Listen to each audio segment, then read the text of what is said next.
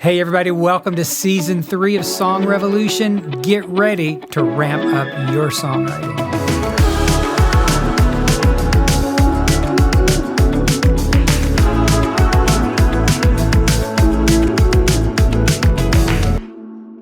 Hey everybody, John here. Welcome to Song Revolution again. It is the merry month of November. The holidays are upon us. I hope that you're gearing up for a great Thanksgiving and Christmas season. It's always a challenging time for people, and we kind of understand that. We all have a lot of different emotions depending on family of origin, issues, good or bad or indifferent, but we're praying for you that this will be a wonderful time, that you can set aside some space to not only be thankful, but kind of get your heart ready for the Christmas season and to just maybe make it a little simpler this year and to follow your heart, to love on some people that might need it this year. One of the things that my wife Donna and I do every year that we love, we deliver meals. There's a restaurant near us that feeds anybody and everybody, and the Thanksgiving meal. And so the last few Thanksgivings, we've gotten in the car and delivered meals to people, and it just makes you feel so good to give. So I hope that you'll take this season to give and to just be thankful. Again, I'm thankful that you're here on the show today. We've got a great show for you today. Before we get into it, I want to invite you to check out the show notes. Check out everything that we have to offer at NashvilleChristianSongwriters.com. We've got a great 2026 coming up. Can't wait for you to get a hold of some of the things we have coming up. It's an exciting year. We're here to empower you to fulfill your passionate calling to write and to sing for Christ and to just do what you were created to do. So check out the show notes, and I hope you'll find some great things there. I have a wonderful friend with me in the NCS studios today.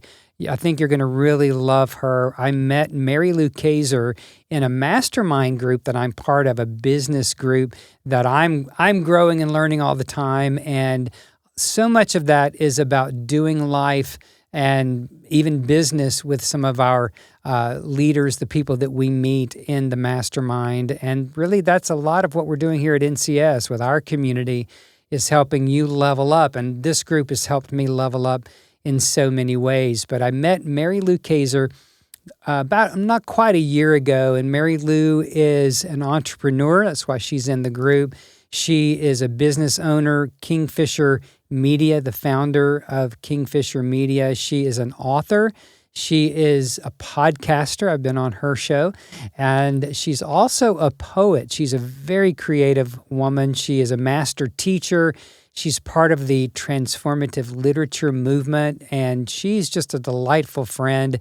She's the author of 2 books, these 2 poetry books. The River Only Runs One Way. I always want to say a river runs through it. And The Far Unlit Unknown. Beautiful poetry books. And we're going to be talking about why Mary Lou is down from Long Island here with us in Nashville this week. We're going to be talking about an event she's doing with us. She's also the author of a brand new book that I keep wanting to call It's Not Your Fault, It's the Algorithm, but it's actually It's Not You, It's the Algorithm. So with that introduction, welcome, Mary Lou. Thank you, John. I don't know what to say about all that. It's always interesting to hear someone introduce you, but thank you for that very kind and generous introduction. You are so welcome. We are new friends, but really good and dear friends already. Yes. And I have imported you from the New York area to be part of an event this week where you're going to be doing a poetry reading. Yep. At the Nashville City Club. It's going to be really fun, kind of a bougie place, downtown Nashville. But tell us a little bit about what your life is about in this season. You have been a master teacher.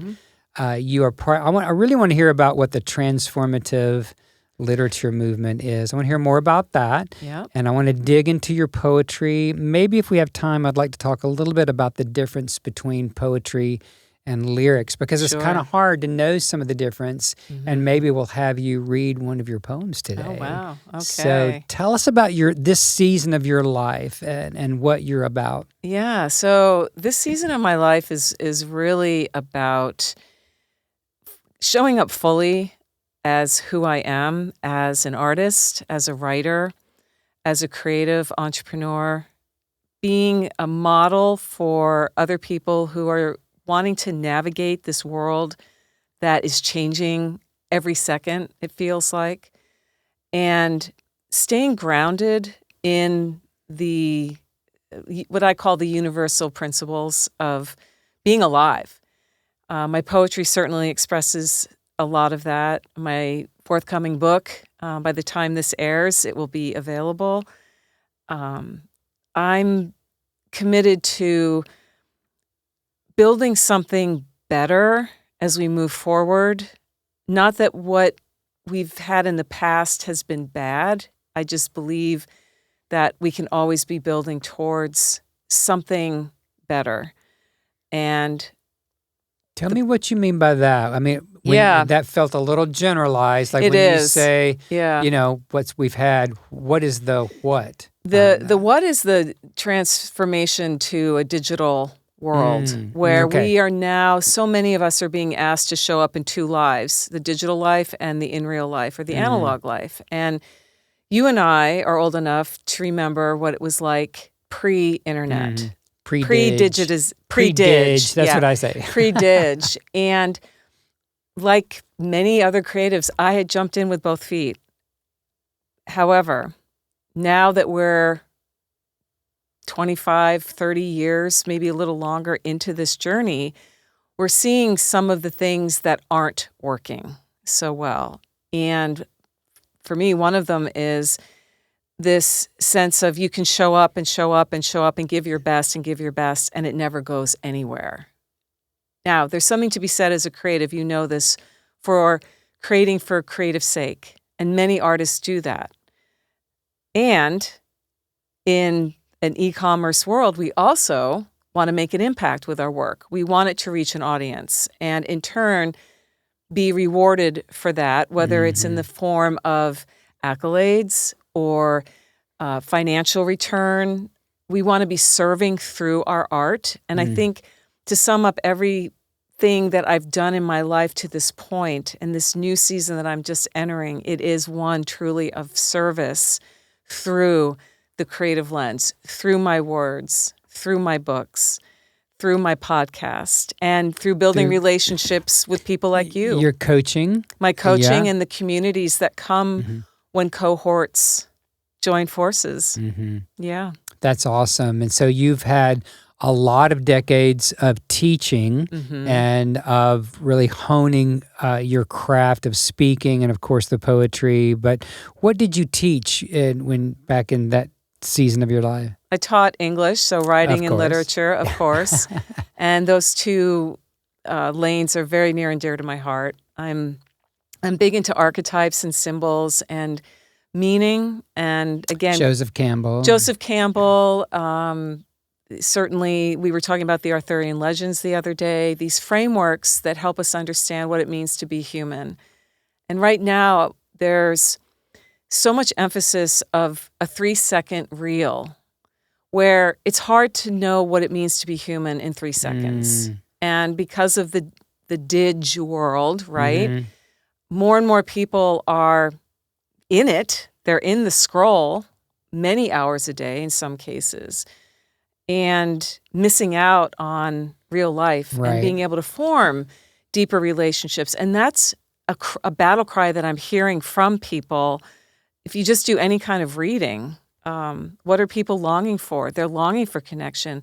They don't know how to do it. And we're in a season where even kids are committing suicide because they've been so cyber bullied, not just at school, but even online. It's gotten so ridiculous. There's so much social media addiction. I have to say, I think I was telling you over a meal that's not me. I kind of got over that a long time ago. It just takes up way too much time. But I know that the human heart is designed for connection, and we have trouble finding that. We used to find that at church. We used to find that at least somewhat at school, although that's, such a difficult place for many of us who might not be the jocks or the cheerleaders or the people that are, the normal popular people, right? And so many movies have been made about that kind of a thing. Yes. I was a band nerd. I did band. I played lower brass because I had big lips. I played trombone and baritone and even tuba for a little while, but I didn't want to carry it. It was just way too big. But I eventually got kicked out of the band because I was late. They did band practice at 7:20 in the morning, and I didn't want to be there at 7:20 in the morning. And the crazy thing is I lived right across the street from the school. But I still got kicked out. So that was kind of a bad memory. I'm sorry I brought that up. But I was a bit of a nerd, and a music kid back then. And it was hard to even find my place then. But how much more so now, it's like we're so divided, we're so tribal, and it's difficult for children and adults because we're made for that connection. One of the things that I hear, because I have conducted over 3,000 client acquisition calls, I don't like to call them sales calls, but people get in touch with me all the time about what we do here at Nashville Christian Songwriters and how we help Christian songwriters to fulfill their dreams. And one of the most common things that people say to me is I started writing poetry when I was a kid. And I did too. I mean, So did when I was in 5th grade, Charlie Leonard, Charlie, if you're still alive out there somewhere, I wish you'd reach out to me. He and I wrote, this was in Memphis, Tennessee, where I grew up. We wrote a collection of poems in 5th grade called Poems of the City Works. Whatever the heck that means. It was poetry. It's poetry, right? And I remember, I still have the piece of paper I typed this out on. My dad was a journalist, so I would use his typewriter. You guys are not ready for this title, okay? Dream of the Star-Spangled Cauliflower.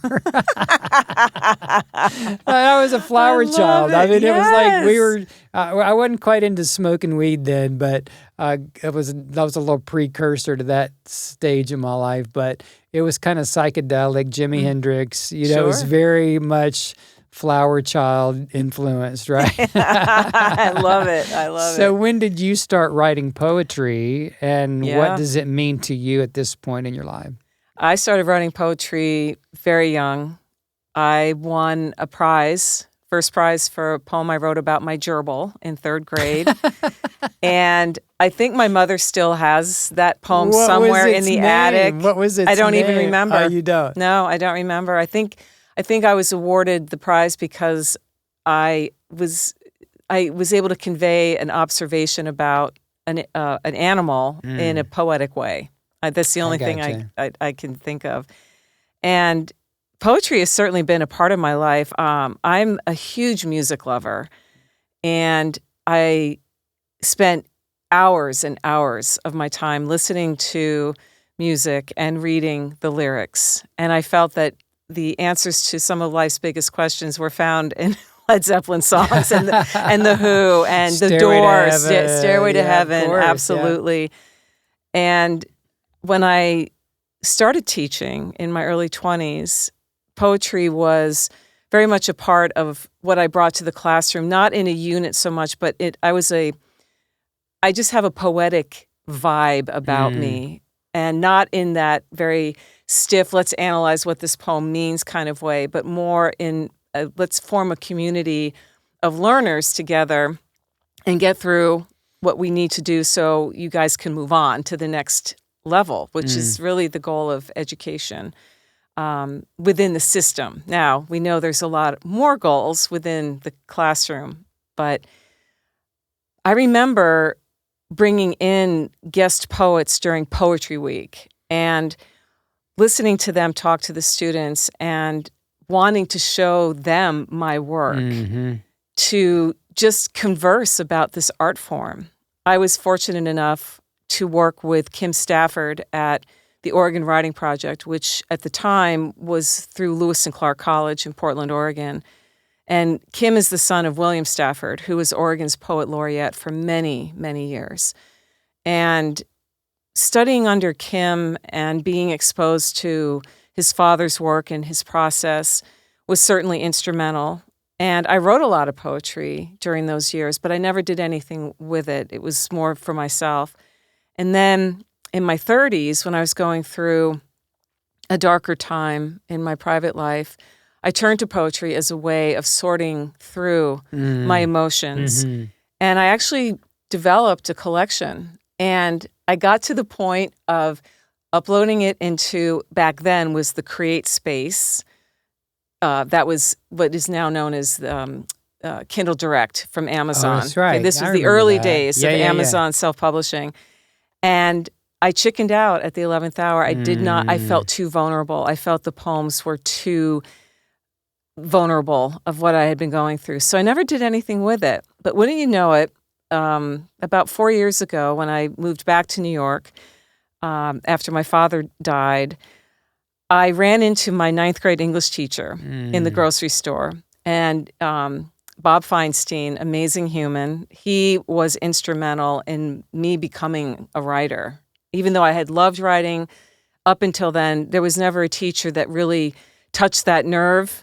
He would bring into class Bruce Springsteen albums, and we would talk about lyrics, and he would bring in Paul Simon, and we would talk about lyrics and meaning. And he always read my writing out loud to the class anonymously. I was always the one student that consistently, because in his eyes, I was the best writer in the class, and I was terribly embarrassed. I would hide my face behind my hair, burning red. I was just dying.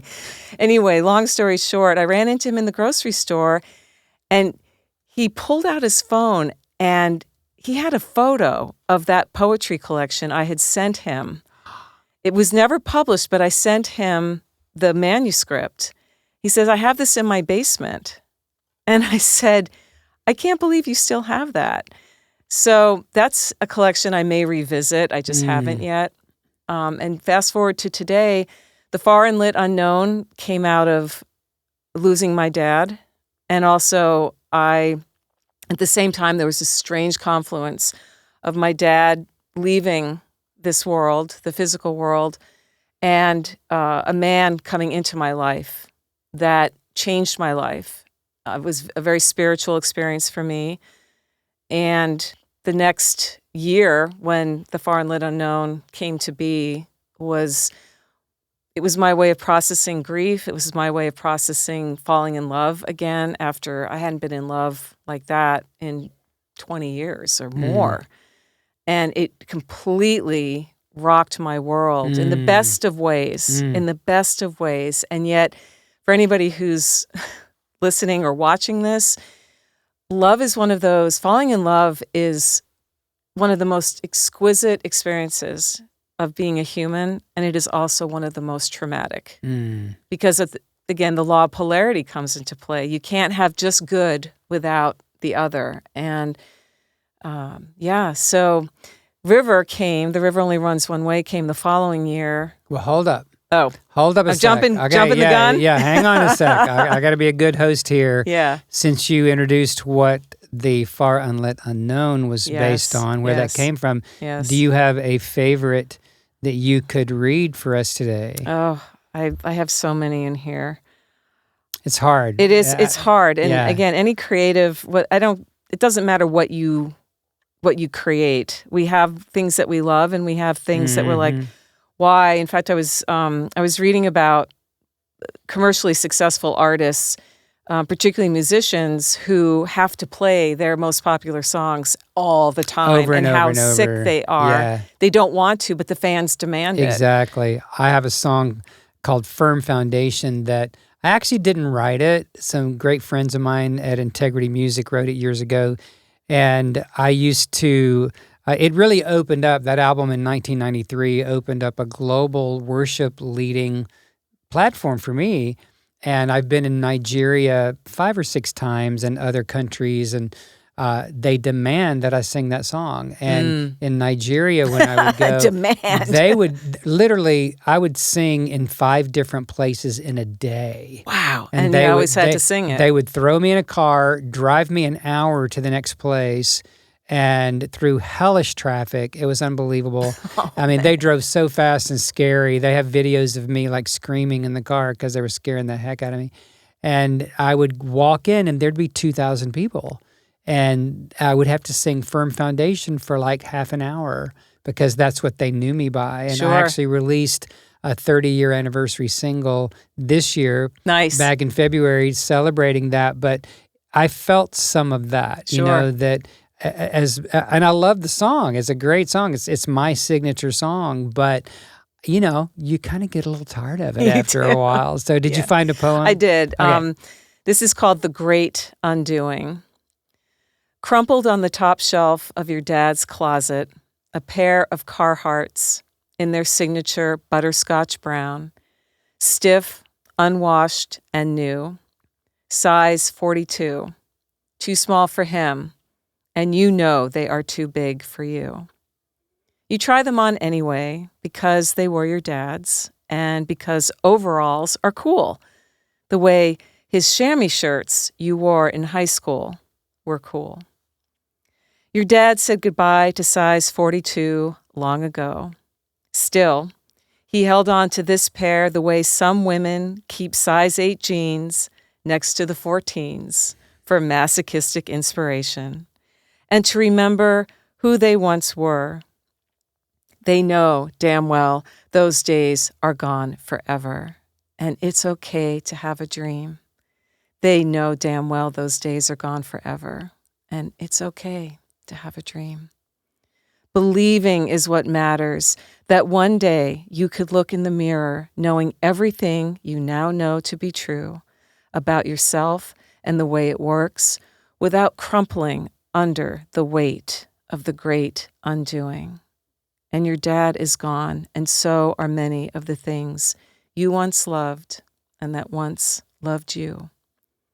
There will be days when you will want to shove what's too big into drawers or hide them on top of unwashed shelves, crumpled, stiff, unwashed, new. But you won't. You will get dressed. You will get dressed again and again and again, because getting dressed says, you're still here, and there are more days ahead and more clothes to wear. Oof. Oh, gorgeous. Thank you. So evocative, you know, and I love the whole thing. The phrase, I'm going to misquote it, but shoving the things that are too big away, you know, wow. I think we can all identify with that to some degree because we all, I know I do, have so many huge things that I just keep shoving away and I don't deal with it. And that's the thing about poetry is it can mean different things to different people as we hear it. Yeah. And what it evokes in me is different than what it might evoke in Jack, who's engineering for us today, or anybody in our building. You know, it's like as you hear something, it stirs images in your mind and even in your feelings, even in your body, you know. And I think that's the power of art, whether it's sculpture, painting, dance, all the creative arts, literature itself, that maybe some of the other mediums don't, you know. But wow, that was very, very powerful. Thank you for sharing that. You're welcome. Yeah. All right. So talk a little bit about the river only runs one way and then be prepared to pick something out of that. I am. So the river only runs one way came about a year after Unlit came out. And this was inspired by, I was changing. I could tell I was adjusting to the fact that my father was gone, that I'd stepped in to care for my mother who has Parkinson's and can't live independently, and really facing the decisions of my life. And I think from what I've read and from people I've had conversations with, we have seasons when they're more reflective, where we take stock, we take inventory about where have I been, what choices have I made, how did I end up here, what led me to this, and owning the fact that the reason you're where you are, the reason you and I are here together today, John, is because of every decision we've ever made in our life. And that's so true. That can be a little mind-bending, but what I found is once you accept that, you're playing with house money after that. You realize I do have a choice about what I think about how I respond to external events, about how I even respond to my own past.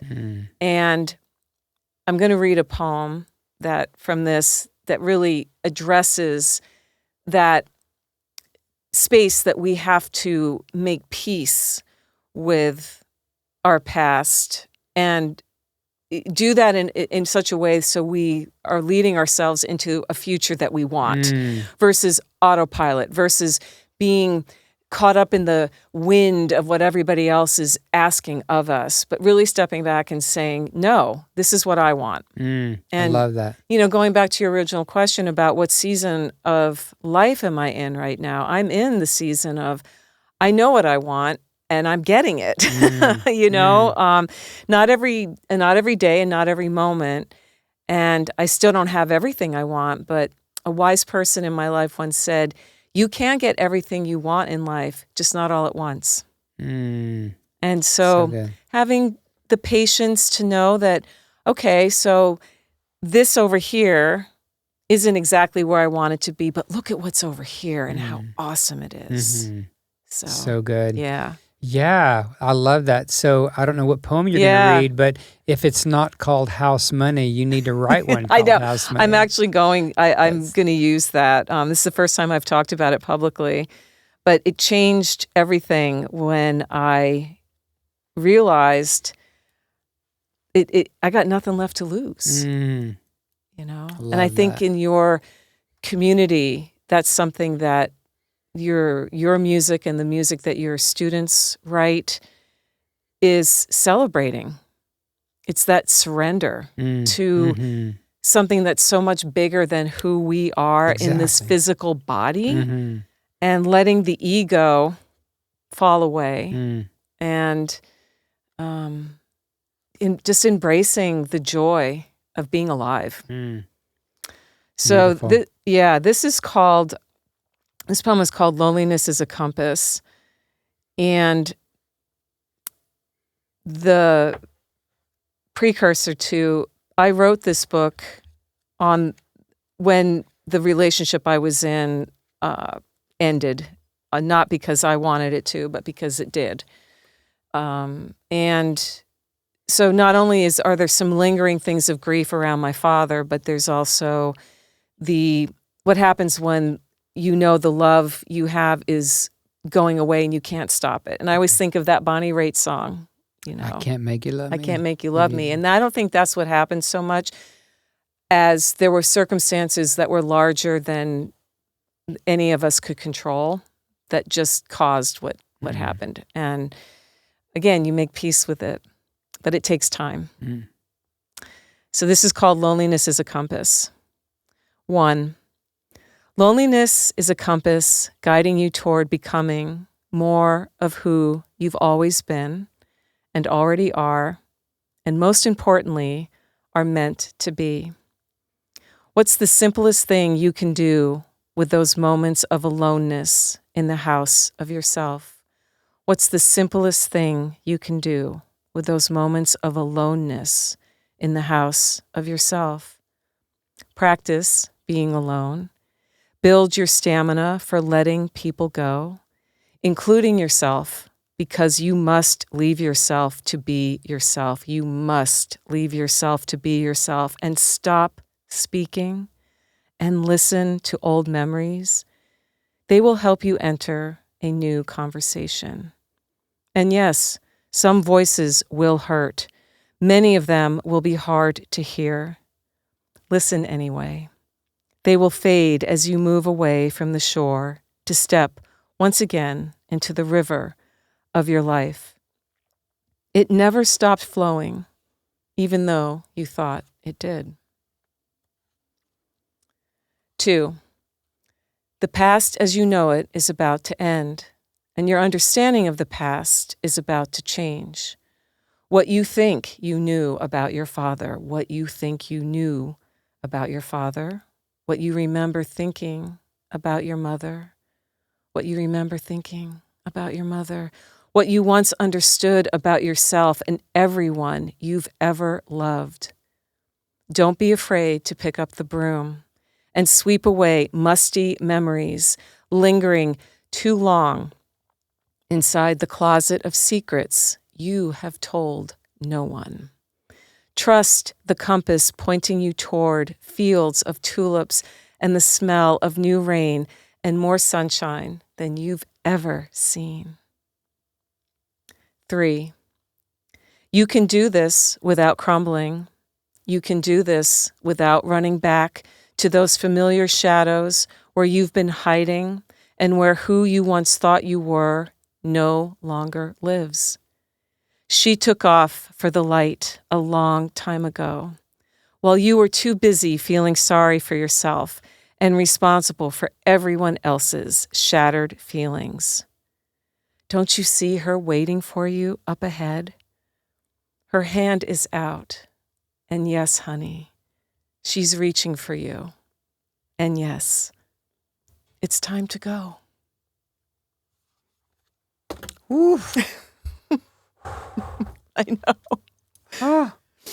Oh my gosh, that's so good. It's so beautiful to hear you reading the words that you crafted and inspired, that were inspired in you. And I deal with inspired writers like every single day, inspired writers. And and what we have to broach over and over and over again is that the inspiration alone doesn't always end in a beautifully crafted piece of music, right? The lyric and you know, there are a lot of differences between poetry and lyric, because you have a lot more freedom in free verse than you really do in lyric writing. And several of the things I loved in that, first of all, is just the emotion that is there, and you read it so beautifully. And I can't wait for tomorrow night when we have our event to hear a lot of these poems come to life, and you're going to be accompanied by Jeremy Mayfield on piano. It's going to be like this intersection of music with your poetry. So beautiful. I loved how you repeated some things in there, and which you don't think of, maybe many of us don't think of when it comes to poetry. Definitely in lyric, we use repetition, right? Can I just say one thing before you get, because I do want to talk about where you're leading me, about the spoken word, about poetry. Poetry is meant to be heard. It's one thing to sit with a book, and I'm not against that. I love to read poetry. I have some favorite poets that I read. And to hear either someone read a poet's words who's no longer alive, or for a living poet to read their work, that's just a different thing. It's such a different experience, because we're not just looking at words, we're hearing, and through the ears, there's a response, which is very similar to music. And in terms of we are responding through our ears, not just our eyes. And our hearts. And our hearts and our souls. Yeah, I mean, my heart just kind of leapt when you called me honey. It's like, that was so good. No, it's such a beautiful piece. I just love how you read it. And now your company is called Kingfisher Media. Did that come from the Gerard Manley Hopkins poem? No. Oh my gosh. I love birds. I'm a bird aficionado, and kingfishers have deep mythological meaning. They go way, way back, and certainly in the Arthurian legends, the kingfisher has a place archetypally. And at one time, and of course you're asking me this, at one time on my website, I did have a little blurb about the symbolic meaning, and my website has gone through so many iterations that it's long since gone, but I wanted I wanted to name my company something that meant something to me, not just like ABC, Yeah. whatever. And so Kingfisher Media Publishing was just the right choice for me. My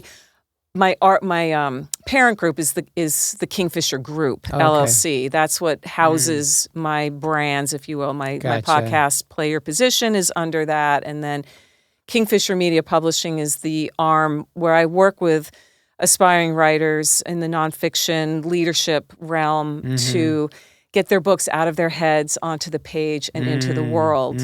Because over the years, when I was doing that actively, working with several clients, like you do with your songwriting clients, it never ceased to amaze me how many of my clients would come to me and say, Mary Lou, I've had this book in my head for 10 years and I just can't get it out. And so there was joy in that. And I feel like the Kingfisher, that the mythical element of what the Kingfisher symbolizes is part of that. That's so wonderful. Yeah. Well, you are certainly a wordsmith.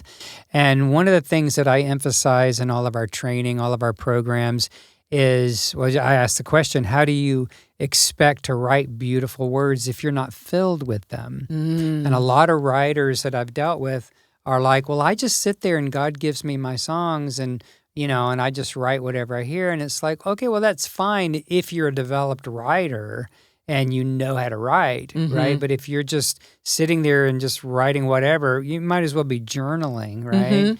And so I try to help people understand that there is the craft of lyric writing, just like there's the craft of writing poetry. And so do you ever rewrite your poetry? Oh, sure. Yeah, my poems go through the revision process.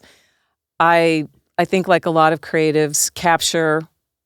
I've learned, and I thank you for bringing that up.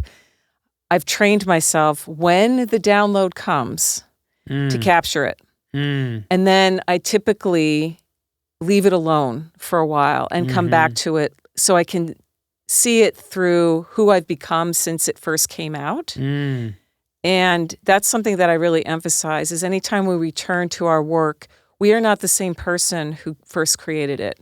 So when I look at my books, and I'm sure when you look at your songs, you think, wow, did I write that? Or I don't recognize the John that wrote this anymore. I've had so many experiences that have shaped what I'm doing now. Or I don't recognize the Mary Lou who wrote this. And yet I also do. There's always a glimmer of, I think, that timelessness that exists in each of us.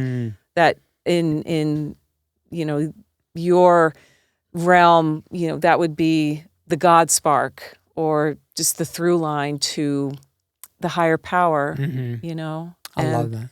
Yeah.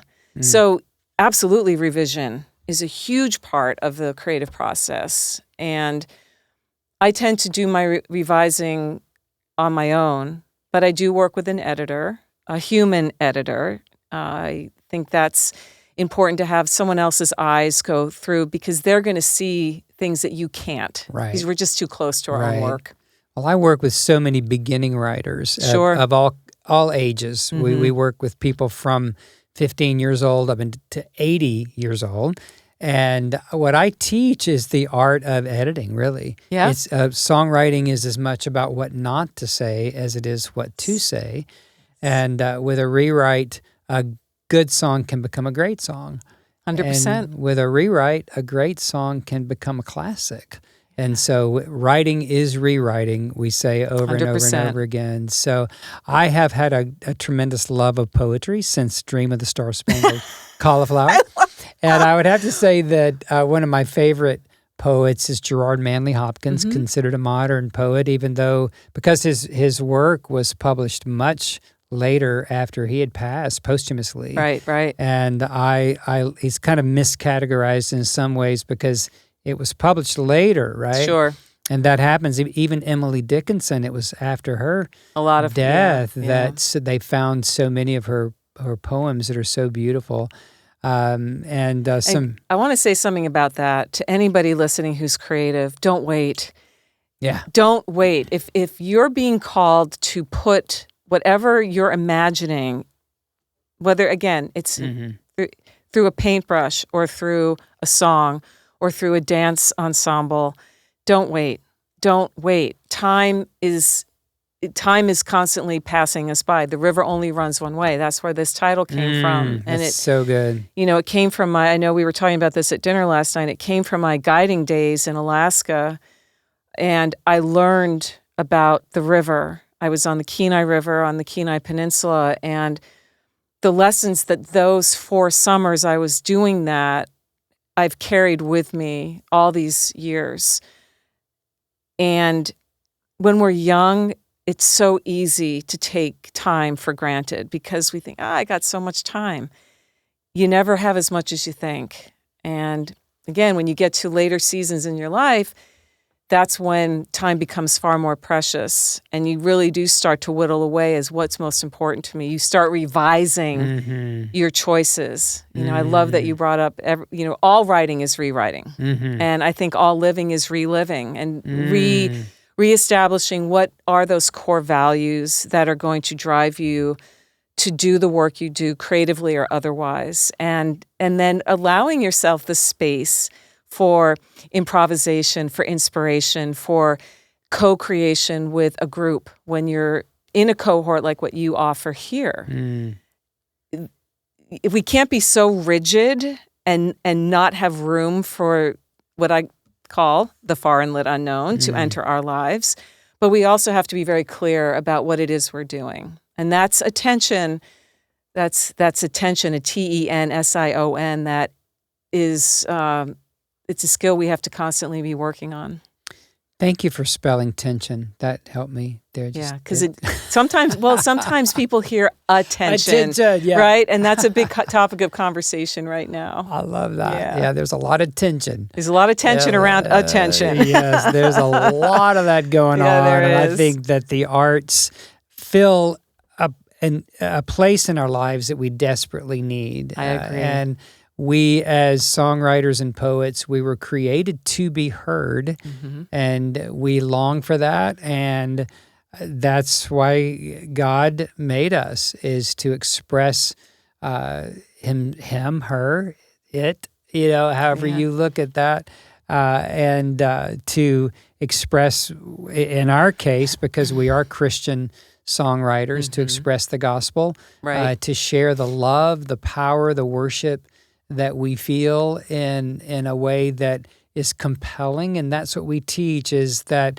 yes, you are inspired. Yes, you are called. But now it's time to learn your craft, to become excellent. I mean, think of your high school students, during that season. Many of them probably felt passionate about their writing, but young and don't know what they don't know, So that's why God made us here at NCS. So Mary Lou, it's so delightful to have you in Nashville, here in the studio, to share your wisdom and your experience. Such beautiful writing and such beautiful imagery, but also just the emotion that you evoke. I can't wait for tomorrow night. And also, you guys, we're going to be, this is not necessarily an NCS project, but we are actually we say videotaping, but there's no tape anymore. We are filming the performance tomorrow night, and when we have that, maybe at a later date, we can post where to find that. But in the meantime, where can our viewers today connect with you? How can they? I know your books, of course, are available, but tell us how to connect with Mary Lou Kayser. Best. I'm on, my website is maryloukayser.com, and there's all kinds of different things on there, including my social accounts. I'm active on LinkedIn and Instagram, and certainly through John. And I also have my podcast, Play Your Position, which is going into its 12th year, which is hard to believe. Congratulations. Thank you. Yeah. And that's where I hang out online. Awesome. Well, thank you again. Beautiful episode today. Thank you, John. All right, you guys, that's my dear friend Mary Lou. I just love that. I literally teared up through that poem and just love all of her work. I'm excited about this event and just appreciate her immense talent and her willingness to share that with us here today, as well as through all of these years. So check out MaryLouKayser.com. Thank you again for being part of the Song Revolution. We're here to empower you, to encourage you, to really walk alongside you in your journey to fulfill the calling God has put on your life. You know, even in the Christian world, we feel different things. We have different political, even scriptural standpoints. And NCS is dedicated to serving all believers who desire to grow in their craft. So check out everything we have at NashvilleChristianSongwriters.com. We're wrapping up the year. We have some exciting things next year. I have a book coming out called God Gave Me a Song, Now What? That I can't wait to bring out to you in the coming months. We're looking into touring and doing NCS weekends. There's going to be more information about that. We have a documentary coming out that I'm so excited about that will help you see exactly how we can come alongside you in your journey. God is blessing us here at NCS, and it's because of you. So again, thank you for being here. Big shout out to Jack Landis behind the camera today. Whoop, whoop. Great, Jack. Love Jack and all of our staff here at NCS. I hope you enjoyed the staff party podcast that was recently posted where I was out of town and they took full advantage of it. So we'll see you guys next time on Song Revolution. Thanks for joining us on today's show. If you got some value, please help us share the love. Leave a like and a share and a good review. Be sure to check out everything that we have to offer you at NashvilleChristianSongwriters.com. We'll see you next time.